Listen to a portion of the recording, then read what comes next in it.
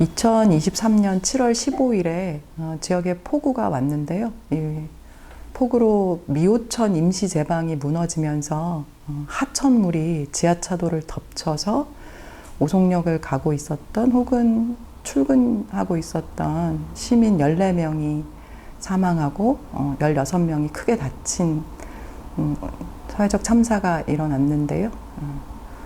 그걸 이제 저희는 오송 지하차도 참사라고 부르고 있습니다. 그래서 이제 7월 말에 이 오송 참사에서 벌어진 사건은 인재다라고 하는 규정을 내렸고요. 그래서 관계기관 5개 관계기관에 모두 책임이 있다라고 하는 잠정적 결론이 내려졌고, 그게 이제 검찰 수사로 넘어갔습니다. 그에 따라서 유가족들과 생존자들 그리고 지역의 시민사회가 이것을 중대시민재해로 보고 중대재해처벌법으로 이제 고소를 했고, 진상규명과 최고 책임자 처벌 그리고 재발방지 대책을 마련하기 위해서 시민대책위를 구성하고 유가족들과 생존자들은 각각 협의회를 구성해서 활동해 왔습니다.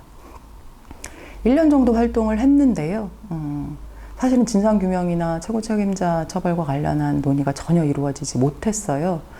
그리고 유가족들도 그렇고 시민사회도 무엇보다도 처벌 이전에 제대로 된 원인 규명이 이루어져야 한다라고 하는 주장을 계속적으로 했고, 그에 따라서 진상조사위원회를 구성해 달라고 요구를 했었는데 번번이 거부되었습니다.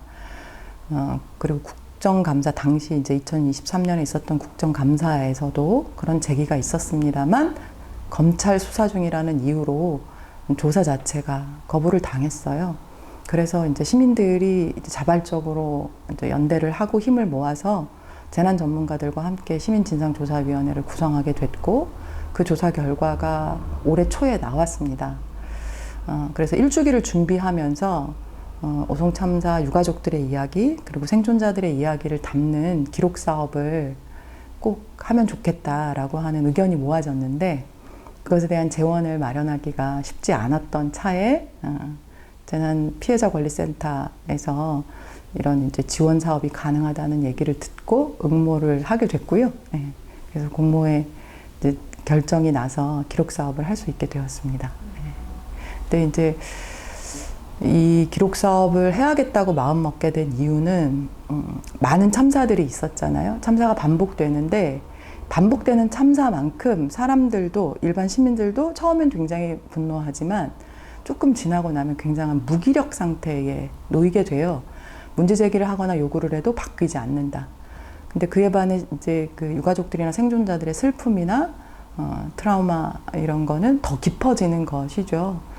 그래서 이제 고민이 되게 많이 됐어요. 이제 기억하겠다는 게 도대체 뭘까라고 하는 것인데, 그 참사로 인해서 희생된 사람들을 기억하는 것은 곧 그들과 함께 살았던 사람들의 이야기를 기록해내는 게, 그리고 그것을 기억하는 게 굉장히 중요하겠다고 생각했고, 그래서 이제 유가족들하고 특별히 또 생존자들의 이야기도 함께 담으면 좋겠다라고 생각해서 기록 사업 이제 시작하게 됐고요.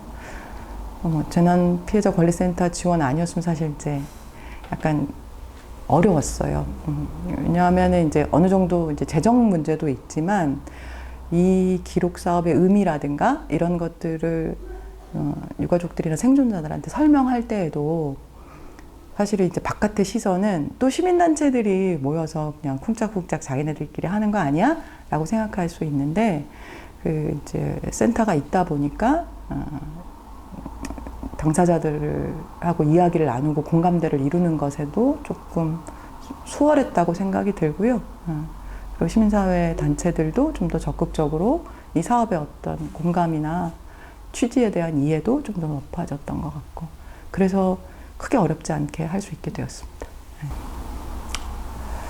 처음에는 그러니까 유가족들이 인터뷰를 안 할까 봐 굉장히 많이 걱정했어요.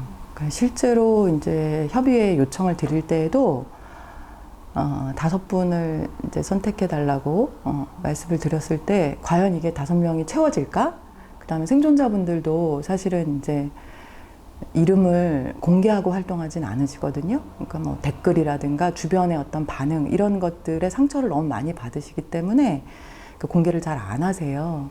그러다 보니까 인터뷰는 이름을 걸고 가는 것이어서 응하지 않으면 어쩌지? 라고 하는 생각이 이제 되게 많이 들었는데 막상 만나고 나니 이분들한테는 그 이야기를 할 공간이 없었던 거예요.